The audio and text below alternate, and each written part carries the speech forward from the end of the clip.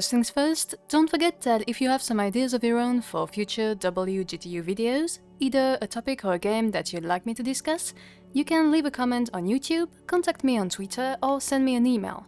It's always great to exchange with the community, and I think it's really cool we can build this series together, so feel free to share your thoughts. But anyway, remember how last time we discussed affordance and we said it was very important for video games since they rely a lot on interactivity and instinct? We saw that game designers have to use some well-established conventions from either our everyday lives or other video games so that players intuitively know how to react when faced with their creation. So in this last episode, we mostly focused on a grammar that is quite specific to this media. However, video games being a multimedia format and also being pretty recent, they are not limited to this set of rules and they can draw from other mediums. Not everything in these artworks is about interactivity and gameplay, and lots of them have dabbled with using other conventions.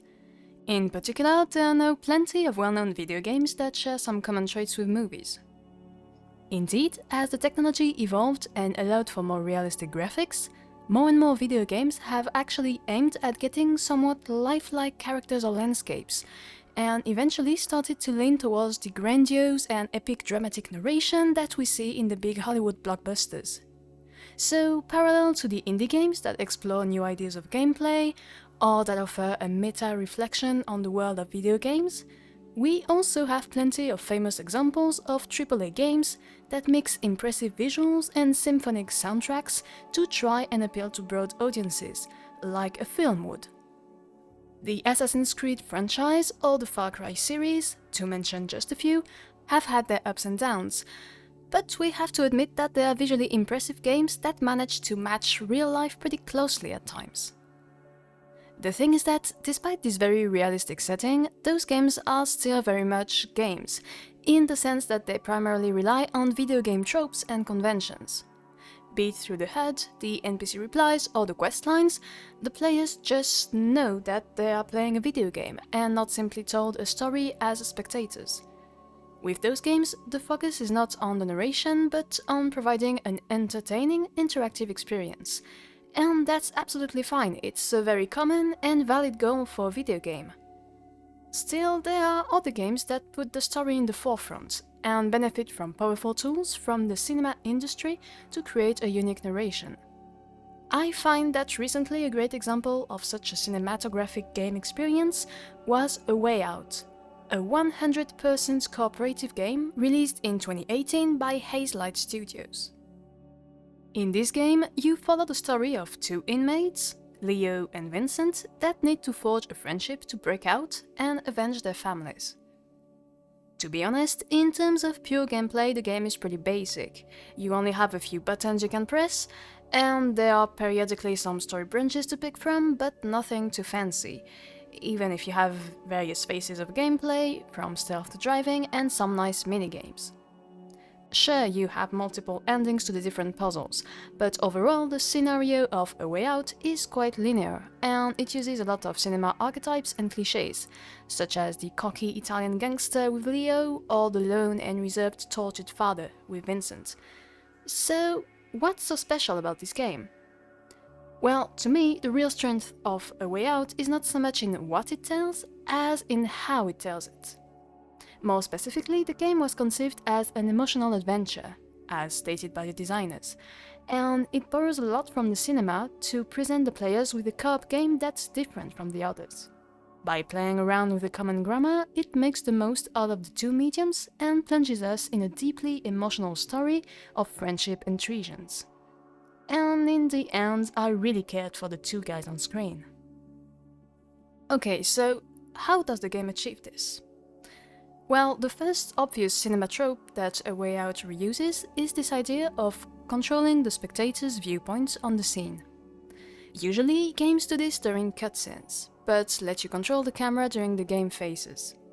Here, even the interactive parts are often staged and depicted as movie scenes, with a somewhat locked camera that restrains the player's freedom and has them simply go through the story step by step.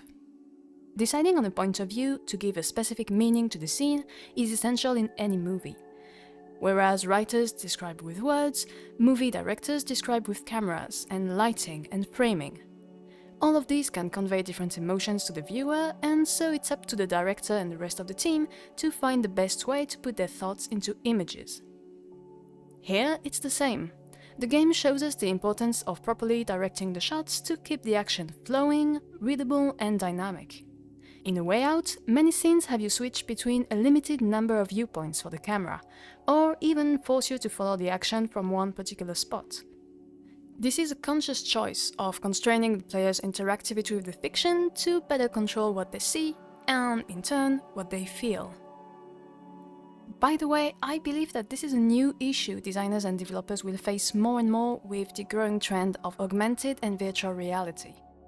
Both those extended reality experiences expect the players to move around the space and choose the viewpoint themselves, and so they are the ones who aim the camera to decide on the relevant viewpoint.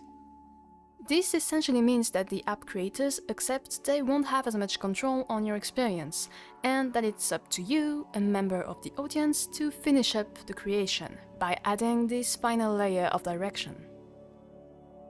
Now, the second big feature of the game in terms of narration is its great use of split screens to either extend or energize the action. Because A Way Out is necessarily played with a friend, it is not possible to play solo, the devs had to find a technique to bring the two players together on screen and convey the importance of co-op visually. To do this, they opted for a cinematography, the split screen. You know, split screens are these moments where you have multiple camera points of view shown at the same time side by side. They allow you to show either several scenes in parallel or the same scene from another angle.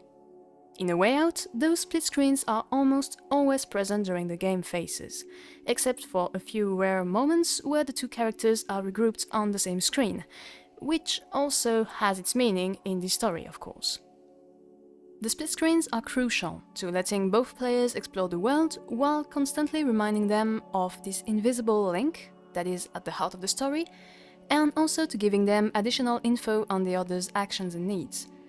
Be it with local or remote co-op, the game always shows you what your partner is doing, and it plays with the various points of view to tell you more on the scene.